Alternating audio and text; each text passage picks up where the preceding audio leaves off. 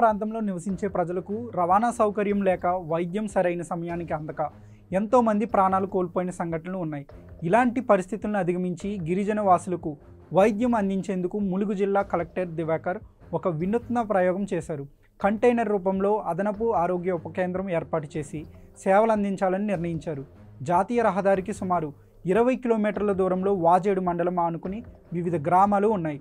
ఇక్కడ ప్రాంత ప్రజలు వైద్యం కోసం వాజేడు లేదా వెంకటాపురం మండలానికి వెళ్లాల్సి ఉంటుంది. దీన్ని దృష్టిలో ఉంచుకుని కలెక్టర్ అత్యవసర సేవల కోసం కంటైనర్లో ఆరోగ్య ఉప కేంద్రం ఏర్పాటు చేసి సేవలు అందిస్తున్నారు.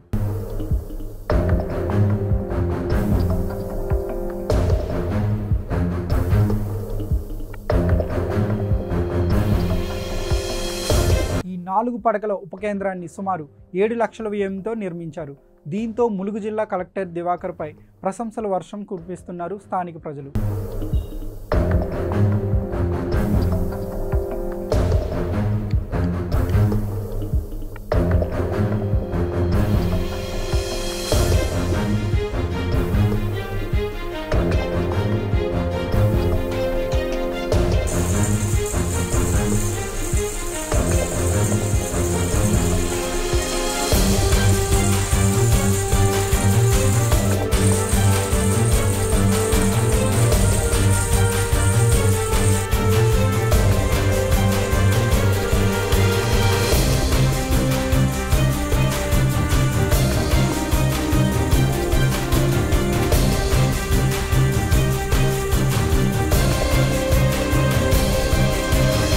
నేను ఎంసీహెచ్ మెడికల్ ఆఫీసర్ని డాక్టర్ యోషిత మాట్లాడుతున్నాను.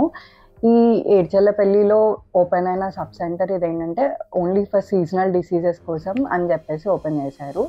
నేను ఇక్కడ మంత్లీ ట్వైస్ వస్తాను. ఏఎన్సీ కేసెస్ని విజిట్ చేయడానికి కానీ నార్మల్ జనరల్ ఓపీ చూడడానికి కానీ. ఇక్కడ రెగ్యులర్గా అవైలబుల్గా ఉన్న ఎంఎల్హెచ్పి డాక్టర్ జ్ఞానస మేడం గారు వీక్లీ ట్వైస్ వస్తారు. ఇర్రెస్పెక్టివ్ ఆఫ్ డేస్ అని చెప్పి కాకుండా ఓపీ ఎక్కువ ఉన్నప్పుడు కానీ, డిసీజెస్ ఎక్కువ ఉన్నప్పుడు కానీ, ఫీవర్ కేసెస్ ఎక్కువ ఉన్నప్పుడు కానీ వస్తూనే ఉంటాం. లైక్ ఫ్రీక్వెంట్గా విజిట్ చేస్తూనే ఉంటామండి. ఈరోజు ఓపీ 30 కేసెస్ ఉన్నాయి. దానిలో ఫీవర్ కేసెస్ ఏమీ అంత సీరియస్గా ఏం లేవు. ఏఎన్సీ కేసెస్ నార్మల్గా బాడీ పెయిన్స్ అవి ఇవి రెగ్యులర్గా వస్తున్నాయి అంతే.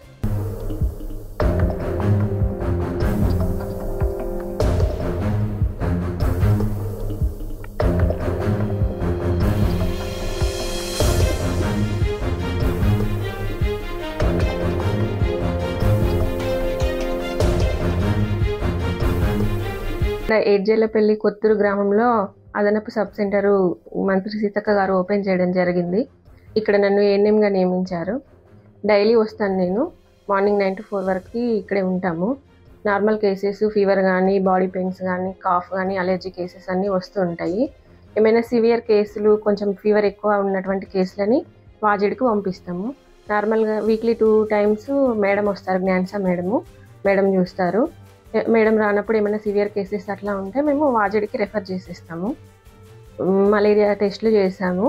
మామూలుగా 1-2 పాజిటివ్ వస్తే వాజేడికి పంపించేసాము.